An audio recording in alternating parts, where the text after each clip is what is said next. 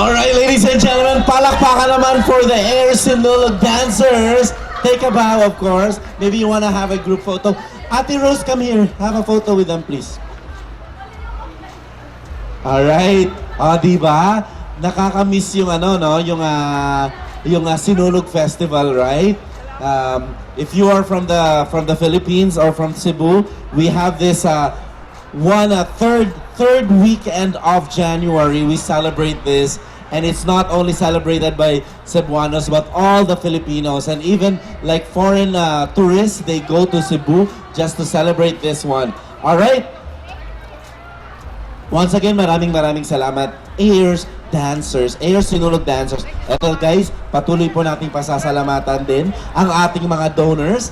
The donors are from Lemfi, Great Smile Denture, UMAC, shout out Ate Miles over there. She's so busy. We were supposed to have a UMAC portion a while ago, but she was so busy, but it's okay. So for your door-to-door cargo service needs, UMAC is the right carrier for you, ladies and gentlemen.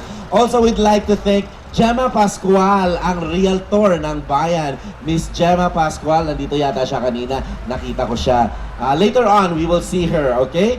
And also, maraming salamat din sa ating sponsors, of course, coming from Diamond Dental, Mitsaville by the Lake, Sun Life, Remitly, Vitality Vacations, One Pinoy Shop and Ship, Reverse Padala, Tala Entertainment, Trans-Asian Travels and Tours, alright? And maybe later on, I guess I've talked to one of the representatives of Diamond Dental.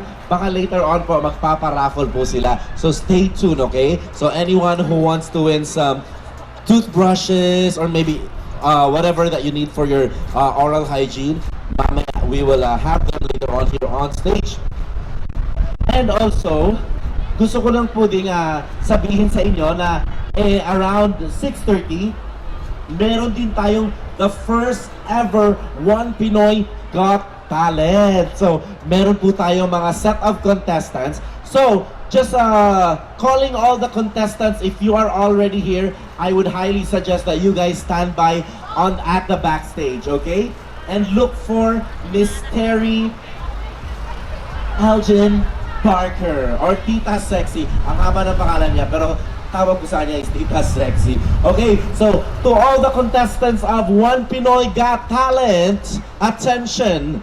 To all the contestants of One Pinoy Got Talent, please stand by here at the backstage and look for Tita Terry or Tita Sexy, okay? Because we're gonna be starting the contest in around 6:30, alright? Ayan po, may papremyo po tayo dyan ha. Hindi lang basta-basta.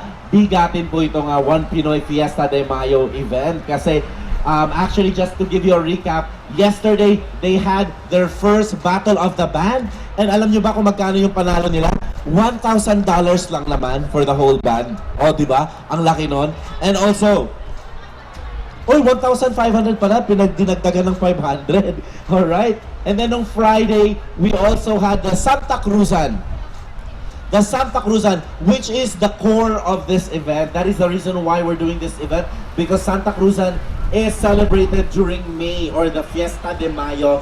And of course, Santa Cruzan, it's not just only like a beauty pageant or whatever. It is also for our faith, to all the reinas, to all those mother figures that we look up to. Alright? And of course, maraming salamat din sa ating media sponsors from GMA Pinoy TV, ang walang sawang nagsusuporta sa mga Filipino activities here in the GTA, di ba? So lahat ng ating mga what do you call this, media coverage or ating media commercials, that is through GMA Pinoy TV. So as well, we are encouraging you to also support GMA in return. So lahat po ng mga teleserye na magaganda nasa GMA, kaya mag-subscribe na kayo sa GMA Pinoy TV, alright?